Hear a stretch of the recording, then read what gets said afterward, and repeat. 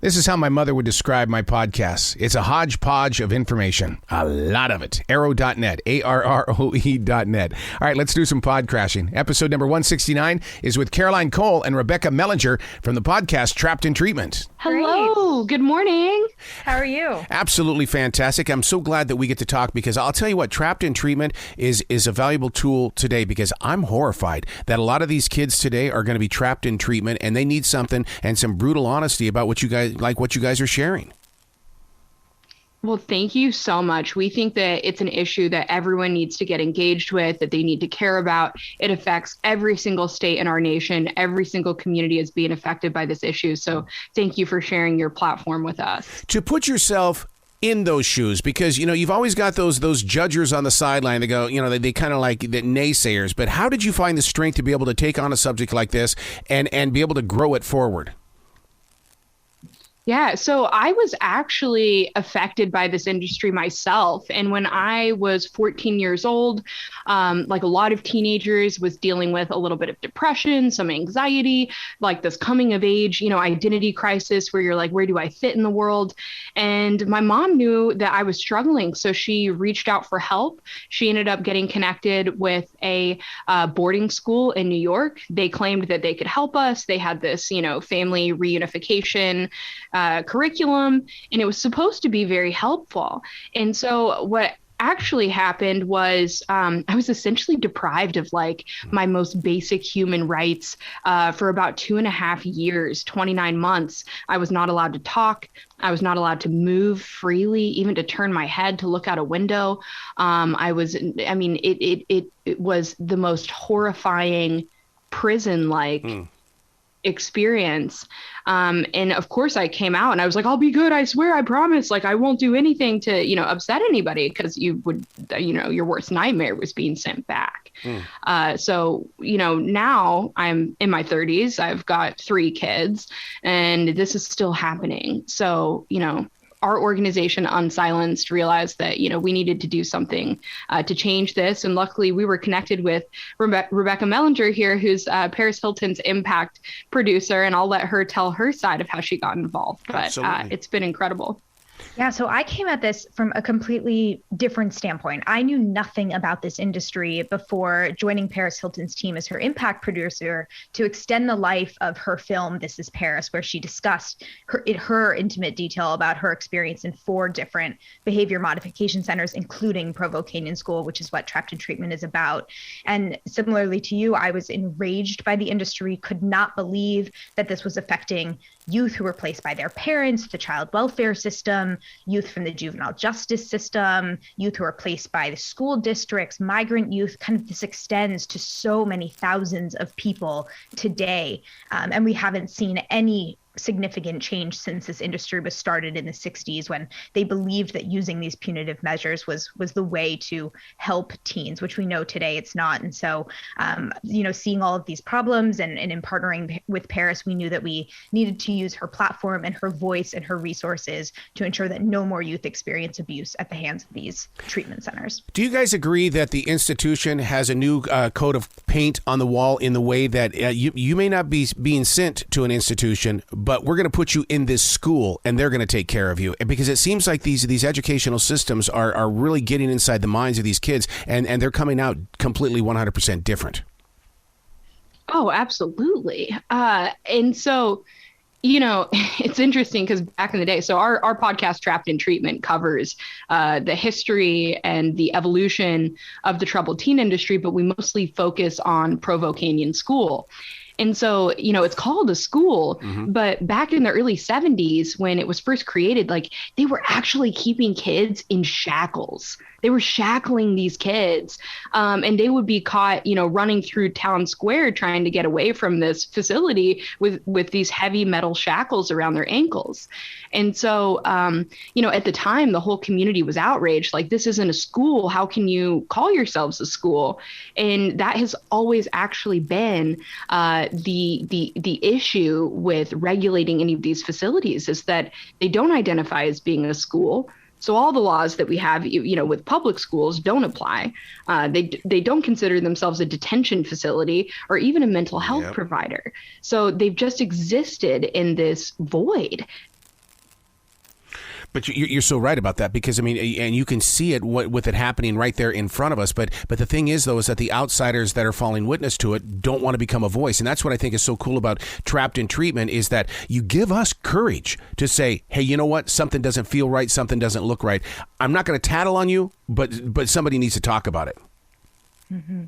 I mean, this industry has existed for so long. We need those voices. And that is the beauty of what Paris has allowed, is creating this platform so that all survivors feel seen and feel heard and feel validated within their own experience. So if you're listening and you're a survivor, or you are an ally or know a survivor, speak up about this industry, because it's hurt way too many kids. And that's really what we can do, is we can speak up and we can show the world that this isn't okay, and hopefully change happens thereafter.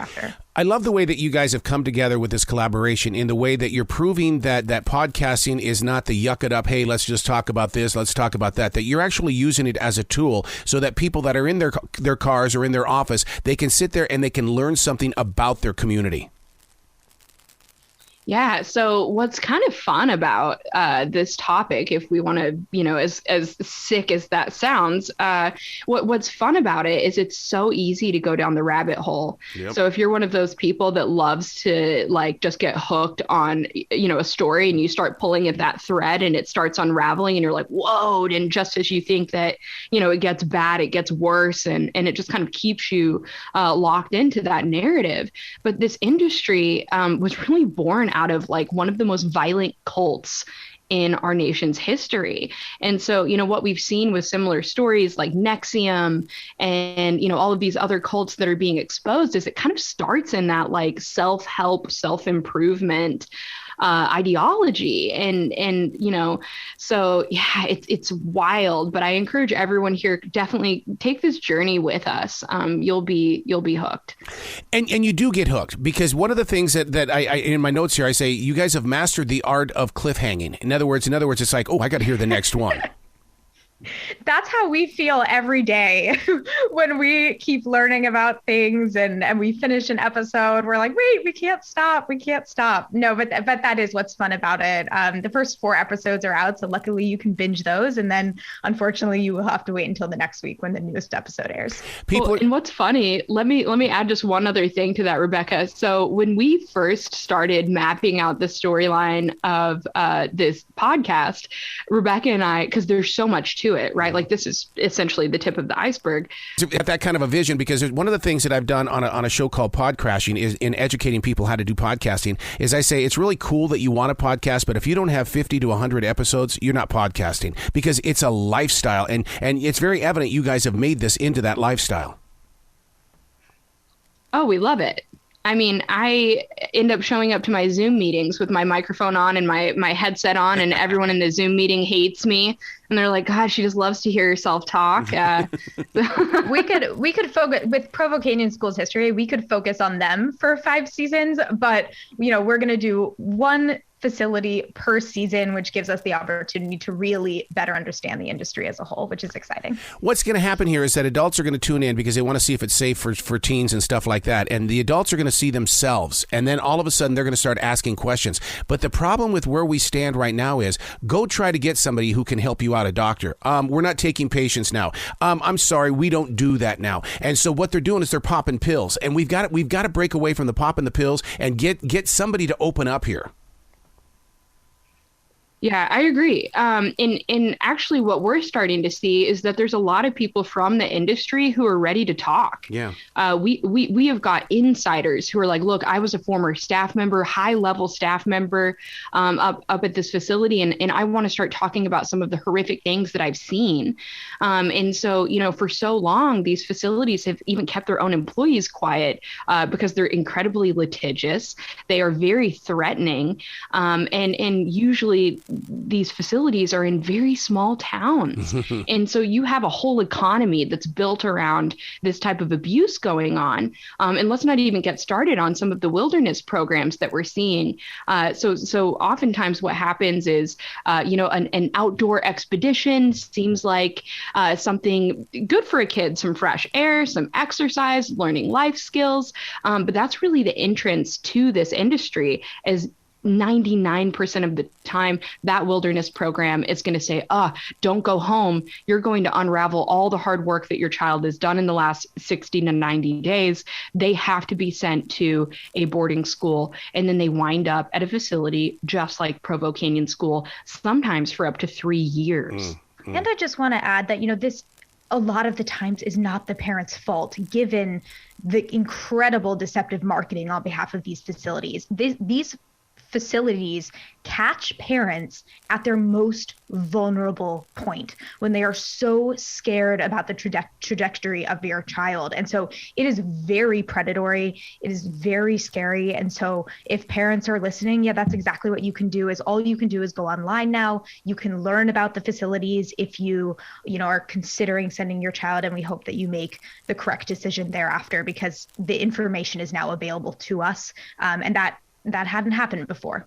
Well, parenting has taken a big hit in the gut over the past couple of years, because all of a sudden you were the teacher. All of a sudden your business is at home. Oh my God, my spouse is here as well. We have a mini city inside this house. Who's going to be mayor this week? And now my child, there's something wrong with him. I can't fix it. You must have been in our house this morning, because I had one of, and I'm sure like a lot of people do nowadays, I had one of those like parenting crises where I'm like, I can't be everything for everyone, and you just like, and what do you want from me? And my son's looking at me like, God, Mom, please go back to bed. So yeah, I mean, we are stretched thin as parents. And so what's especially horrifying is many of these facilities are masquerading as mental health providers. And so what parents don't know, though, is that you can find out more information about a restaurant than you can about these facilities. The information is not public. You can Google it. You're not going to find anything hardly. But luckily our movement has started to change that. And so our website, if you go to unsilenced.org, you will find a program archive, and we have started to build a database to make these records public. So if you're a parent looking at a facility, go check out that website, see if the facility is on there, and you will find everything from police records, DHS records, investigations, site inspections, survivor stories, anything and everything. It is the only archive like this that exists. We believe that making that information public is where this has to start, so people can make educated decisions. Only because I have lived the lifestyle of a martial artist, and I've been to those schools, and I see how parents dump their kids in there because they're trying to get into their head mentally and get it in there physically. Are you guys going to do a future episode on martial arts schools? Because, boy, you talk about mind, body, and soul being affected.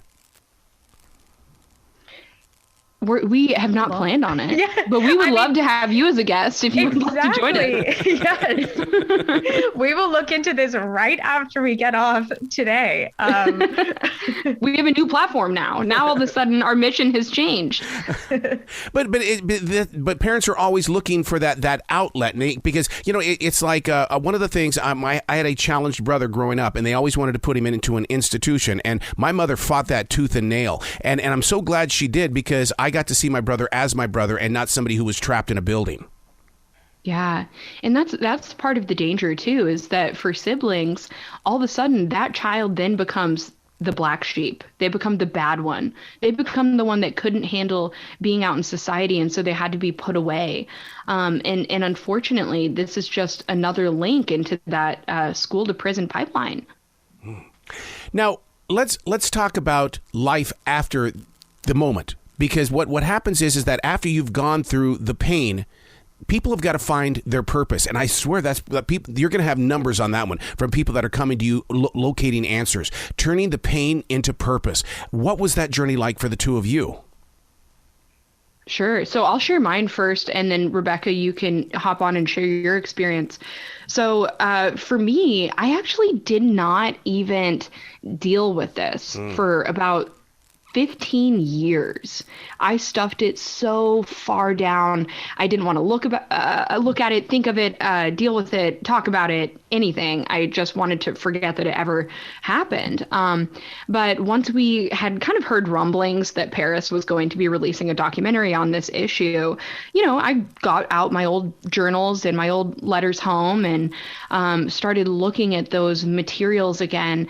And when I tell you I fell apart, I mean, I was like dialing every emergency phone number I could find to like try to get into a therapist, because I'm like, wow, this actually has really affected me so much more deeply. And then it kind of like everything else made sense. So I have complex PTSD, CPTSD, and you know, how that affects me is much like, you know, what we see is, you know, veterans coming back from war. You're unable to relax. You don't feel like yourself. You're on edge constantly. It feels like an emotional roller coaster. And so, you know, once I was able to identify that in myself, I could actually get myself the help that I needed. But, you know, right now there's 120,000 to 200,000 young people every year going through this exact experience. What are we doing to our future generations? And I'll let Rebecca share her experience. And given I was newer to the industry when I joined on Paris throughout this journey, one of my biggest eye-opening moments was when we went to Provo Canyon School and we hosted a rally outside of its doors.